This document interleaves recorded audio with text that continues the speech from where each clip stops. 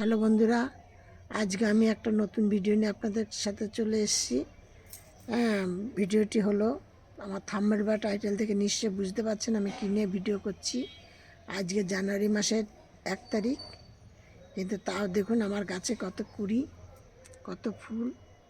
ঠিক আপনারা এইভাবে গাছ লাগান, এইভাবে গাছের ফুল পাবেন, কুড়ি পাবেন। আমার তো প্রতিদিন 4টে 6টা 2টো 4টে করে ফুল হবেই। মানে এত ভালো লাগে বলার কথা না, এত শীতেও যে আমি ফুল পাচ্ছি।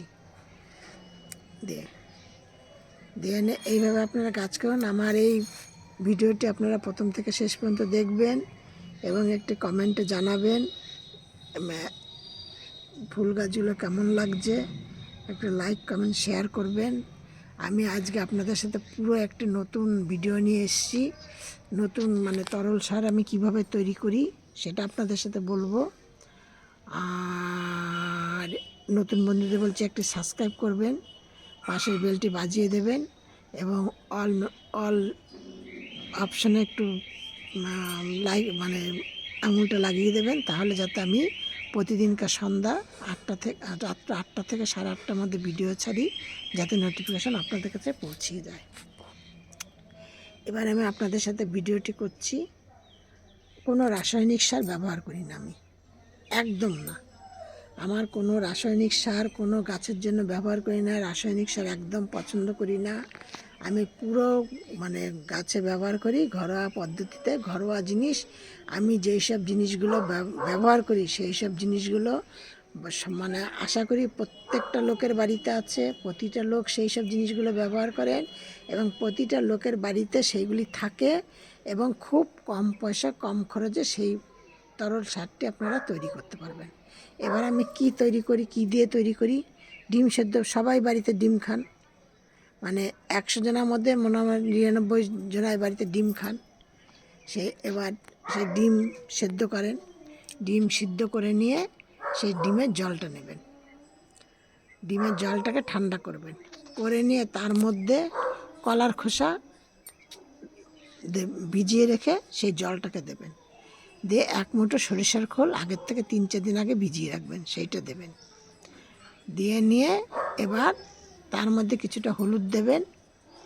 আর কি দেবেন, আমি একটুখানি ফিটকারি দিই, সেটা অপশান, যার ভালো লাগে দেবেন, যার ভালো না লাগে না নেবেন। আমি ফিটকারিটা কেন দিই, আমার ঘরের পাশেই ছাদ, ছাদের ওপরে একদিকটা ঘর একদিকটা পাকা, এর মধ্যে অনেক কেল্লাই হয়, শামুক হয়।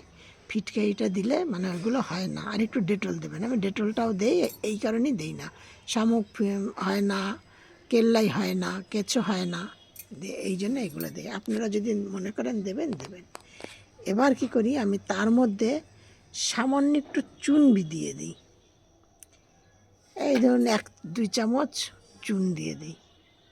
চুনটা দিলে কি হয়, গাছের গোড়া দীর্ঘদিন গাছ হতে হতে ফুল ফল দিতে দিতে গাছের অ্যাসিডি ভাবটা গাছের খার জিনিসটা নষ্ট হয়ে যায় মাটির। সেই জন্য কি করবেন, একটু চুন দিয়ে দেবেন। দিয়ে পুরো ভালো করে গুলে নিয়ে সেইটাকে গাছের গোড়ায় দিয়ে দেবেন। ঠিক ওই চুন দেবেন বলে ঠিক গাছের গোড়ায় দেবেন না, টবের পাশ দিয়ে দেবেন। দিলে কি হবে, তাহলে আপনাদের ওই গাছের কোনো ক্ষতি হবে না। কিন্তু গাছের ওই চুনটা দেওয়ার জন্য আর কি গাছের গোড়াটাকে না দিতে বারণ করছি, যদি কোনো প্রবলেম দেখা দেয়। আর যদি একটু পাশ দিয়ে দেওয়া হয় তাহলে আমি পাশ দিয়ে দিই আর কি, সেই জন্য আমি আপনাদেরকে বলছি পাশ দিয়ে দেবেন। দিয়ে নে আর দেখবেন গাছ কত সতেজ থাকবে, কত পাতা সুন্দর থাকবে, কত চকচক করবে, খুব সুন্দর মোট কথা। আর দেখুন কত পরিমাণে আমার কুড়ি, দেখেছেন?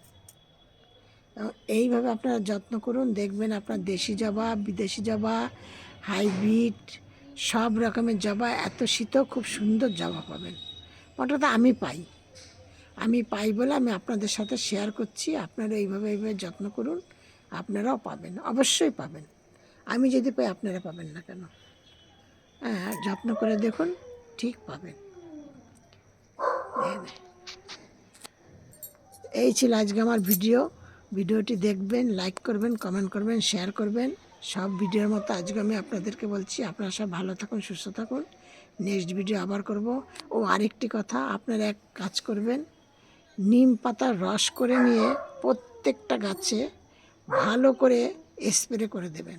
তাহলে কি হয়, যে গাছে যে এই সময় কালো কালো পোকা হয়, সাদা মাছি হয়, তারপরে মিলিবাগ হয়, ওই যে জলটাকে ভালো করে স্প্রে করে দেবেন, ওই স্প্রের জন্য জোরে ওই স্প্রের মানে জলের ফোর্সে যে আপনার ওই পোকাগুলো সব বেরিয়ে যাবে, থাকতে পারবে না। দিয়ে নে, তাহলে দেখবেন গাছের কোনো ক্ষতি হবে না, ফুল ফল সব সুন্দর পাবেন। নেক্সট ভিডিও আবার করব। আজকে আমি এখানেই শেষ করছি। সব ভিডিওর মতো আজকে আমি আপনাদেরকে বলছি, আপনারা সব ভালো থাকুন, সুস্থ থাকুন।